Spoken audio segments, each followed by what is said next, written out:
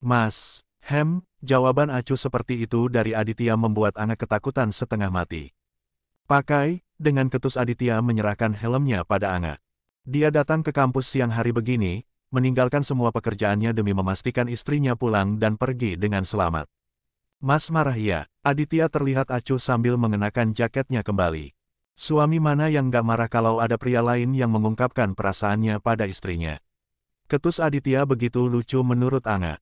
Jadi Mas cemburu sama Aldo. Anga terkejut sekaligus ingin tertawa. Bolehlah Anga berbangga hati saat ini karena secara langsung mendengar ungkapan cinta dari Aditya.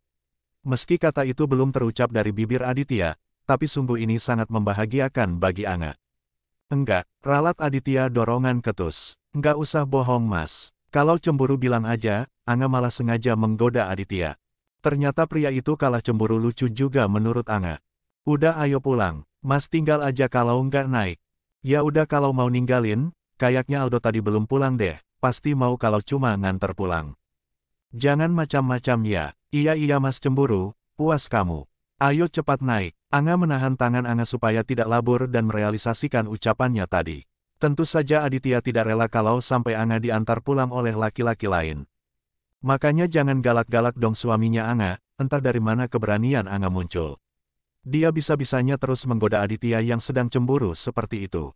Lagi pula suaminya itu lucu juga menurut Anga, Aditya begitu terang-terangan dan tidak merasa malu ketika mengakui dirinya sedang cemburu. Tapi Anga suka, lucu dan menggemaskan. Mas kenapa kok jemput Anga? Kan ini masih siang, kerjaan Mas gimana? Tanya Anga ketika mereka sudah ada di jalan. Mas lagi agak senggang, terus Mas juga pingin antar kamu selamat sampai rumah. Mas khawatir. Tapi kan jauh Mas kalau pulang pergi, Anga senang diperhatikan seperti itu oleh Aditya, tapi dia juga kasihan kepada suaminya. Enggak apa-apa, demi istri dan anak Mas. Anga semakin mengeratkan pelukannya pada Aditya. Dia benar-benar merasa beruntung karena diperlakukan begitu istimewa oleh Aditya yang dulunya bukan siapa-siapa baginya. Mas, dalam sayang, Anga yang belum terbiasa dengan panggilan itu, kembali merona. Ternyata Aditya mulai mengubah panggilannya seperti itu. Satu kemajuan lagi bagi Anga. Kapan-kapan kita ke makan ya, Anga mau kasih kabar sama Mama, Papa dan Kak Angga kalau Anga lagi hamil. Iya sayang, besok Minggu aja gimana? Boleh, sahut Anga dengan riang. Kamu udah makan siang belum? Belum Mas, tadi di kantin malah mual lihat makanan yang tiap hari ada di sana. Kok belum? Kan kamu harus makan deh. Walau mual juga harus dipaksa sedikit-sedikit. Tapi beneran mual Mas. Langsung lemas badannya. Anga nggak bisa. Tadi Anga sudah mencoba untuk menelan makanan yang ia pesan tadi, tapi seberapa keras Anga mencoba, makanan di depannya tetap membuatnya mual.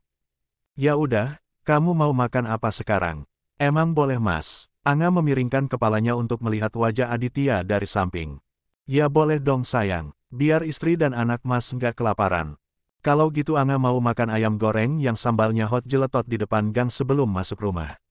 Kayaknya seger Mas, bayangin makan itu aja Anga nggak merasa mual. Tapi itu pedes banget dek, nanti yang ada kamu malah sakit perut. Nggak ah, jangan yang itu. Yang lain aja. Ya udah kalau nggak mau nggak usah aja. Tadi ngapain Mas nawarin kalau nggak boleh, Anga mendadak sedih. Hanya dilarang seperti itu saja hatinya begitu sakit. Bahkan matanya sudah berkaca-kaca karena ingin menangis. Pelukan di pinggang Aditya mulai mengendur. Anga sedikit menjauhkan dirinya dari Aditya. Namun langsung dicegah Aditya. Pria itu tampaknya sadar kalau Anga tengah marah saat ini. Maaf sayang, bukannya Mas nggak boleh, tapi Mas cuma khawatir. Jangan marah ya, ayo kita makan di sana, tapi janji sambalnya nggak boleh banyak-banyak ya. Bujuk Aditya dengan lembut. Semenjak dia tahu kalau istrinya hamil, dia sudah mencari tahu semua tentang apa saja yang dialami ibu hamil termasuk perasaan wanita yang berubah menjadi begitu sensitif ketika hamil. Iya Mas, janji deh. Mereka berdua pun sampai di tempat ayam goreng yang baunya selalu mengaur kemana-mana saat ayamnya digoreng. Tempatnya tak terlalu besar tapi termasuk cukup sepi karena sekarang sudah jam menunjukkan 2:30, sudah lewat jauh dari jam makan siang. Mas pesan dulu ya, kamu mau yang bagian apa? Anga mau kepala ayam, tapi ayamnya yang betina ya Mas. Anga nggak mau kalau yang jantan. Aditya sempat melongo beberapa detik karena permintaan istrinya itu. Hah, mana abangnya tahu sayang. Kan ini bukan ayam kampung yang bisa kelihatan jantan dan betina. Aditya melihat wajah Anga meredup. Kepalanya menunduk menyembunyikan wajahnya berkaca-kaca. Sayang, jangan sedih dong. Mas bilang ke abangnya biar dicarikan yang betina ya. Jangan nangis ya. Aditya sampai berjongkok mensejajarkan wajahnya dengan Anga yang duduk menunduk. Kalau abangnya nggak tahu gimana? Pasti tahu, abangnya kan udah lama jualan. Jangan nangis ya. Aditya menyapu pipi istrinya yang basah. Dia mencoba meyakinkan istrinya meski dia tak tahu bisa tahu tidak penjualan ayam goreng itu membedakan kepala jantan dan betina. Mas pesan dulu ya. Anga mengangguk membiarkan suaminya memesan kepala ayam yang begitu ia inginkan saat ini. Bang, istri saya itu lagi hamil. Dia katanya pingin kepala ayam tapi maunya yang betina bang. Abang bisa bedain nggak yang mana jantan mana betina? Kalau nggak diturutin, saya takut istri saya ngambek bang. Oh lagi ngidam ya bininya. Mungkin bang, bisa tolongin nggak bang? Aditya harap-harap cemas. Bisa, tenang aja. Jangankan kepala jantan betina, paha kiri kanan juga abang tahu. Beres pokoknya, ucap abang itu dengan tenang. Syukurlah, makasih ya bang. Tak lama kemudian, pesanan Aditya datang. Anga tersenyum sumringah menatap kepala ayam di depannya yang terlihat garing dan gurih itu. Makasih ya mas udah mau beliin Anga kepala ayam betina. Iya sayang, ayo dimakan. Tapi ingat, jangan banyak-banyak sambalnya. Iya mas. Aditya senang melihat Anga begitu lahap menikmati makan siangnya yang telat itu. Tidak seperti tadi pagi yang terlihat menahan mual saat sarapan sebelum berangkat ke kampus. Wajah Anga juga langsung berubah pucat dan lemas. Rasanya Aditya tak tega melihat istrinya seperti itu. Makanya Aditya ingin sekali mengantar jemput Anga setiap hari untuk memastikan istrinya baik-baik saja. Tapi mas, kenapa tadi abang ayam gorengnya bisa bedain mana yang jantan dan betina ya? Tanya Anga yang sudah berbaring di ranjang dengan menjadikan bahu Aditya sebagai bantalnya. Mas juga nggak tahu sayang. Udah ayo bobo aja, Aditya memejamkan mata dan memeluk perut Anga dengan posesif. Sejak dia berani merengkuh Anga dalam dekapannya saat tidur, Aditya benar-benar merasa candu. Mungkin dia tidak akan bisa tidur kalau tidak memeluk Anga mulai saat ini. Harum rambut dan kulit Anga, hangatnya tubuh Anga benar-benar membuat Aditya terlalu merasa nyaman. Maaf karena mas bohongin kamu ya sayang. Semoga aja anak kita nggak ileran kayak kata orang-orang dulu, gumam Aditya setelah nafas Anga mulai teratur, pertanda jika wanita hamil itu mulai hanyut di dalam tidurnya. FLASHBACK on. Bang, istri saya itu lagi hamil. Dia katanya pingin kepala ayam tapi maunya yang betina bang. Abang bisa bedain nggak yang mana jantan mana betina? Kalau nggak diturutin, saya takut istri saya ngambek bang. Oh lagi ngidam ya bininya. Mungkin bang, bisa tolongin nggak bang? Aditya harap-harap cemas. Bisa, tenang aja. Jangankan kepala jantan betina, paha kiri kanan juga abang tahu. Beres pokoknya, ucap abang itu dengan tenang. Syukurlah, makasih ya bang. Sama-sama, abang udah sering ngadepin orang-orang ngidam kayak istri masnya. Ada yang minta paha kiri, ada juga yang minta pantat ayam atau brutu tapi harus yang jantan. Semuanya abang udah pernah. Hah, terus gimana tuh bang? Aditya tak menyangka jika banyak wanita hamil yang ngidam aneh-aneh seperti itu selain istrinya. Caranya gini nih, abang penjualnya mengambil kepala ayam pesanan Anga. Heh, lo pale ayam. Aditya sempat kaget karena abangnya malah mengajak bicara kepala ayam yang sudah diungkep itu.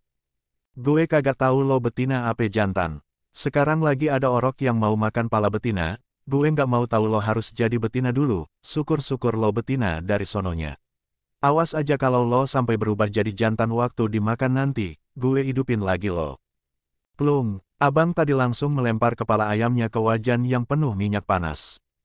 Udah, gitu aja, gue jamin berhasil, ucap abangnya dengan bangga. Hah, beneran bang, kalau istri saya tahu gimana? Nanti kalau sampai ketahuan, abang yang tanggung jawab. Santai. Aditya hanya mengangguk dengan ragu. Tapi semoga saja apa yang dikatakan abang tadi benar. Dia juga pasti akan pusing kalau harus mencari kepala yang betina kalau sudah diolah seperti itu. Aditya harap-harap cemas saat melihat Anga mulai memakan ayam gorengnya. Makasih ya mas udah mau beliin Anga kepala ayam betina. Iya sayang, ayo dimakan. Tapi ingat, jangan banyak-banyak sambalnya. Iya mas. Aditya merasa begitu lega saat Anga tak protes sedikitpun. Entah Anga yang tak menyadarinya, atau karena ayamnya yang memang betina, atau jantan berubah jadi betina, Aditya tak tahu. Aditya hanya bisa memberikan jempolnya pada abang penjual ayam goreng yang juga sedang menatapnya dengan cemas. Mungkin ini menjadi salah satu rahasia yang akan disembunyikan Aditya seumur hidupnya dari Anga. Sebuah kebohongan demi kebaikan. FLASHBACK off. Maafin Mas ya sayang, maaf juga ya anak ayah. Kap, Aditya mengecup-pucuk kepala Anga dengan begitu lembut sebelum menyusul istri kecilnya itu ke dalam mimpi. Pagi harinya Aditya terbangun karena harus sholat subuh, tapi dia sudah tak menemukan Anga di sampingnya. Tapi suara Anga di luar membuat Aditya langsung beranjak dari tempat tidurnya. Sayang, Aditya menerobos masuk ke dalam kamar mandi. Huk, huk, Aditya tak tega melihat Anga yang sedang berjongkok mengeluarkan isi perutnya. Dipijatnya dengan lembut tengkuk Anga. Huk, huk, kenapa jadi parah gini mualnya? Lirih Aditya dengan perasaan bersalah. Ingin sekali dia menggantikan istrinya yang sedang mengalami gejala awal kehamilan itu. Nggak apa-apa Mas, kata dokter kemarin ini normal kok, ucap Anga sambil mencoba berdiri. Aditya langsung sigap membantu istrinya. Dia memapa Anga keluar dari kamar mandi. Kamu langsung pucat kayak gini kalau mual, Aditya menyapu keringat dingin di pelipis Anga saat Anga sudah duduk di meja makan. Mas buatin air lemon dulu ya, itu katanya bisa mengurangi rasa mual. Anga hanya mengangguk sambil memegang pelipisnya. Memang benar dirinya langsung merasa lemas ketika mual seperti itu, tak ayal mungkin wajahnya pucat pasi saat ini. Makasih ya Mas. Iya, tapi nggak perlu bilang makasih. Ini udah kewajiban Mas untuk menjaga dan mengurus kamu apalagi kamu lagi hamil anak Mas. Anga tersenyum tipis lalu mulai meneguk minuman hangat itu. Benar kata Aditya karena rasa mual yang Anga rasakan bisa berkurang.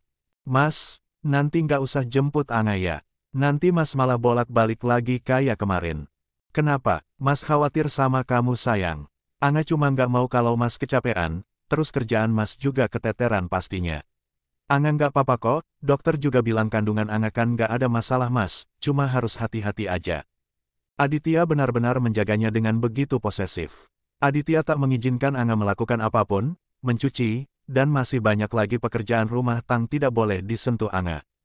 Semuanya dikerjakan oleh Aditya, tak ayal Anga merasa kasihan pada suaminya kalau suaminya itu masih menjemputnya ke kampus kemudian kembali lagi ke tempat kerjanya. Anga senang mendapat perhatian yang berlebihan dari Aditya seperti itu, tapi Anga juga sedih karena harus melihat suaminya kelelahan seorang diri. Aditya sudah bekerja ditambah mengurusnya di rumah. Bukan menjadi istri yang berbakti, kini Anga malah menyusahkan suaminya. Ya udah tapi kamu harus janji kalau ada apa-apa harus hubungi Mas ya. Iya Mas, Anga janji, Anga mengusap pipi Aditya dengan lembut. Ingat, jangan mau diantar sama laki-laki yang kemarin atau laki-laki lain. Naik ojek aja kalau nggak minta diantar sama Caca. Kenapa, Mas masih cemburu lagi sama dia? Anga suka sekali saat melihat wajah Aditya masam seperti kemarin lagi. Rasanya senang saja karena biasanya Anga selalu melihat suaminya begitu lembut, lalu berubah ketus gara-gara Aldo. Cek, ngapain cemburu sama bocah ingusan kayak dia? Ayo cepat ambil wudhu, kita subuh dulu, Aditya terus saja menggerutu sambil masuk ke kamar mandi. Entah apa yang diucapkan Aditya, Anga tak begitu jelas mendengarnya. Tapi Anga tahu kalau Aditya sedang menggerutu dengan kesal.